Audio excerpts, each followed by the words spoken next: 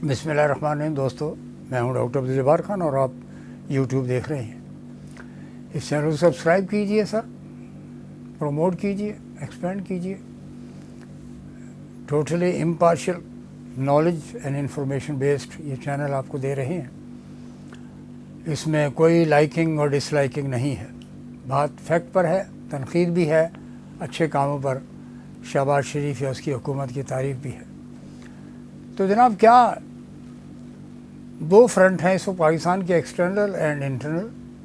Rafale کی تو اتنی مٹی پلید کی پاکستان ایئر فورس نے کہ وہ 66,000 کروڑ کا جو ڈیل ہے فرانس سے وہ ختم کرنے جا رہے ہیں۔ تصور کیجئے کتنی مہنگی انہوں نے سودا کیا تھا، اور پاکستان کے ساتھ تو چائنا نے کوئی دھوکہ نہیں کیا، کوئی ایگزیجریشن نہیں کی، کوئی اوور انوائسنگ نہیں کی پاکستان کے ساتھ۔ انتہائی ٹیکنیکل کولابریشن اور اسٹیٹ ٹو اسٹیٹ لوگوں کے ریلیشن شپ ہیں یہ، اور ثابت ہوا ہے۔ 60 ارب ڈالر تو اس نے سی پیک میں لگا دیے ہوئے ہیں، جس کے اندر آپ کو انویسٹیگیٹ کرنا پڑے گا کہ یہ بھارت جو بی ایل اے کو، بی آر ایف وغیرہ کو، جو دہشت گرد تنظیمیں ہیں، بی وائی سی وغیرہ، ان کو سپورٹ کر رہا ہے۔ آخر ان کے پاس پیسے ایف اے ٹی ایف میں آپ نے کیس ابھی تک کیوں نہیں لگایا؟ ایف اے ٹی ایف میں کیس آپ کے خلاف انڈیا نے دائر کر دیا ہے، اور آپ تو خاموش بیٹھے ہوئے ہیں۔ میں آپ سے گزشتہ کافی عرض سے کر رہا ہوں کہ اپنے گریبانوں میں جھانکیں، ری اسیس کریں، سٹاک لیں سچویشن کا۔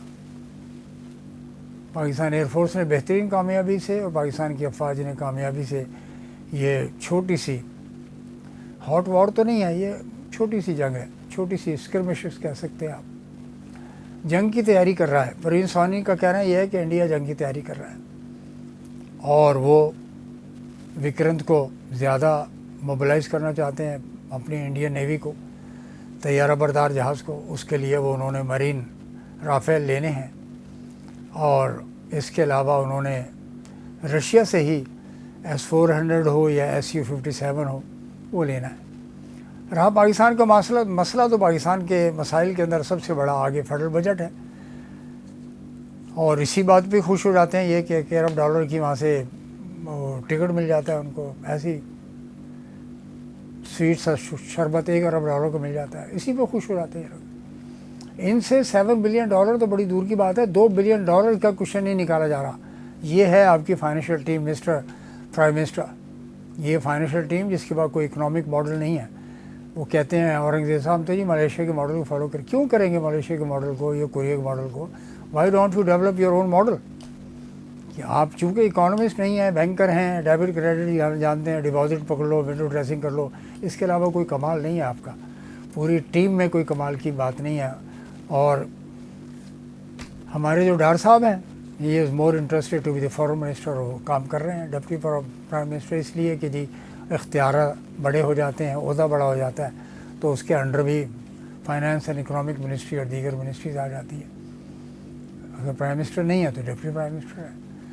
تو یہ بڑا ہی کیلکولیٹڈ موو تھی مسلم لیگ برسر اقتدار پارٹی کی، جو شاید پیپلز پارٹی جو کہ کہتے ہیں ہم اقتدار میں شریک نہیں ہیں، جبکہ ہیں۔ عوام تو جانتے ہیں، سندھ کے عوام بھی اب جاگنا شروع ہو گئے ہیں، اور سندھ کے عوام سمجھ بھی رہے ہیں کہ ان کے ساتھ بہت بڑا ہاتھ ہو چکا ہوا ہے۔ پانی کے لیے انہوں نے ڈیل کر دی، بعد میں ان کو ہٹانا پڑا۔ نہروں کے حوالے سے بات کر رہا ہوں میں۔ تو آنے والا جو بجٹ ہے، it's going to be very alarming situation proposition for the poors, اور اس کا انڈیکیٹر میں ایک چھوٹا سا آپ کو بتا دیتا ہوں کہ آگے عید آ رہی ہے، منڈی آپ کے سامنے ہے، ہر شہر میں منڈی لگی ہوئی ہے، لگنا شروع ہو گئی ہے۔ آپ دیکھیے گا اس جانوروں کی قیمتیں کیا ہیں، قربانی کے جانوروں کی بات بہت زیادہ ایکسٹرا آرڈنری، پچھلے سال کے مقابلے میں double the prices are being as far, بکرے دمبے کے لیے، ویڑے کے لیے، جانور کے لیے، بیل کے لیے، بچھے کے لیے، بچھیا کے لیے، بچھیا کے لیے۔ تو یہ آپ کے سامنے ہے کہ کتنے لوگ افورڈ کرتے ہیں، کتنے نہیں کرتے۔ اکنامک پور مس مینجمنٹ، آپ کہتے ہیں جی معاشی طور پہ مستحکم ہوئے ہیں، ہمارے ڈیفیسٹ سرپلسز میں آ گئے ہیں۔ اور فائنینشیل سیکٹر کی خبر میں آپ کو دے چکا ہوں، یو بی ایل آپ کے سامنے کلاسیکل کیس ہے کہ یو بی ایل کے اندر بیٹھا ہوا سی او جو ملازم ہے، وہ اپنی ہی ایک شیئر کمپنی جو ہے اس کی اور اس کی بیگم کے نام کی، وہی شیئر خرید کے بیٹھ گیا یونائٹڈ بینک کا۔ सर अनवर परवेज़ को नहीं मालूम इस बात का, ज़ाहिर है ही में भी अ पार्टी और ही में भी इग्नोरेंट ऑफ द सिचुएशन। यही हाल दुबई इस्लामिक बैंक के अंदर भी पता लग गया कि दुबई इस्लामिक बैंक में नॉन कन्वेंशनल बंदा जो है लेकर आ गया बैंकिंग से, जिसका इस्लामिक बैंक या तो दुबई इस्लामिक बैंक है उसका नाम, नहीं तो दुबई बैंक काफ़ी था। ये वो स्टेट ऑफ अफेयर्स है जिसमें SECP और competition commission and regulatory authorities, state bank of Pakistan बुरी तरह फेल हो चुके हैं। क्यों कि सर ये सारा का सारा मैकेनिज़्म फाइनेंशियल सेक्टर इसहाक डार के काबू में है। इसहाक डार ही इसको चलाते हैं डायरेक्टली और इनडायरेक्टली। जमील अहमद साहब उन्हीं के आदमी हैं, उन्हीं के नॉमिनी हैं, और किसी ने नहीं पूछा आज तक। FIA में भी इतनी ज़रूरत नहीं है कि वो इनके ख़िलाफ़ ज़रा इन्वेस्टिगेशंस तो कर लेना कि यार कोई वाकई इरेगुलरिटीज़ हुई है या ये आदमी ऐसी कह रहा है, पता करें जाकर।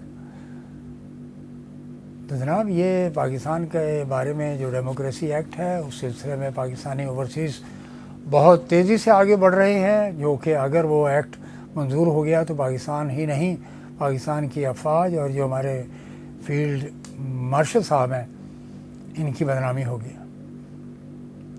और ये कुछ अच्छे आसार नहीं होंगे पाकिस्तान के लिए। एक तरफ आपकी जंग हो रही होगी, दूसरी तरफ बदनामी हो रही होगी, तीसरी तरफ अमेरिका में बिल आ रहा होगा। ये वो मामलात हैं जिस पर हुकूमत पाकिस्तान नहीं, ख़ुद इस्टेब्लिशमेंट को सोचना होगा। कुछ जो बाइख्तियार अदारे हैं उनको सोचना होगा, उन्हीं की इज़्ज़त है। अल्लाह ने एक इज़्ज़त दी आपको, और ये जो छोटी सी जंग हुई है इसमें अल्लाह ने एक इज़्ज़त की मैं समझता हूँ आपको बैराज खोल दिए इज़्ज़तों के, बहुत बड़ी रिस्पेक्ट आपको मिली है। आप जितना शुक्र अदा करें। कल मैंने कहा था ना कि फील्ड मार्शल साहब आने वाले दौर में ज़िम्मेदारियाँ भी आपकी बढ़ रही हैं, प्लस एहतसाब भी खड़ा होगा। मुझे जितना बड़ा पैसा मिल जाए, इक़्तिदार मिल जाए, उतना ही बड़े सवालात और जवाबात होंगे क़ब्र में भी और हश्र में भी। हमें सोचना चाहिए कि हमें पाकिस्तान की खातिर क्या कुछ बेहतरी करनी चाहिए। इंसाफ के लिए ज़रूरी है कि अदालतें काम करें, और अदालतों के ऊपर से खौफ हटाना होगा, क्योंकि ये वो जजेज़ नहीं हैं जो कि उसूल पसंद हों और उसूल परस्त हों। ये वो जजेज़ हैं जो अपने पर्क्स एंड बेनिफिट के लिए अपना सब कुछ करने को तैयार हैं। जैसे आप कहेंगे वैसे कर देंगे। नौकरी ना चली जाए इसका भी खौफ है। ख़ुद चीफ जस्टिस 26वीं तरमीम के बेनिफिशरी हैं। अगर कोई कानूनी तौर पर कोई बेहतरी होती तो अवाम आपको सपोर्ट करते, अवाम तो आपके साथ नहीं है। आप कुछ भी कहते रहे, जैसे एक साहब ने कमेंट किया, क्योंकि बदतमीज़ी का मरकज़ ही मेरा ख़्याल है कि हमारे रहीम यार ख़ान से लेके और झेलम तक दरमियान में कुछ बसने वाले लोग हैं जो बहुत ही महज़्ज़ब भी हैं, बहुत ही कदर और इज़्ज़त करने वाले हैं, बहुत ही पढ़े लिखे हैं, लेकिन उनमें कुछ ना कुछ गंदे अंडे भी होते हैं जो गलत कमेंट कर रहे होते हैं। आपको इमरान खान को अंदर ठोक के मारेंगे, ठोक के मारना चाहते हैं उसको, तो फिर उसका देख लीजिएगा फॉलो आउट क्या होगा। करके देखें ना, अभी तक आपने उसको ज़िंदा क्यों रखा हुआ है? यह अदलिया की ज़िम्मेदारी है। अदलिया has miserably failed to deliver. हज़रत अली का जो फरमान है वो सच है कि जहाँ पे इंसाफ नहीं होगा वो माशरा, वो हुकूमतें, वो मुल्क ख़त्म हो जाते हैं, रियासतें ख़त्म हो जाती हैं। और जहाँ पे इंसाफ होता है वहाँ पे खुशहाली आती है, अवाम खुश होते हैं, दुआएं देते हैं अपने हुक्मरानों को।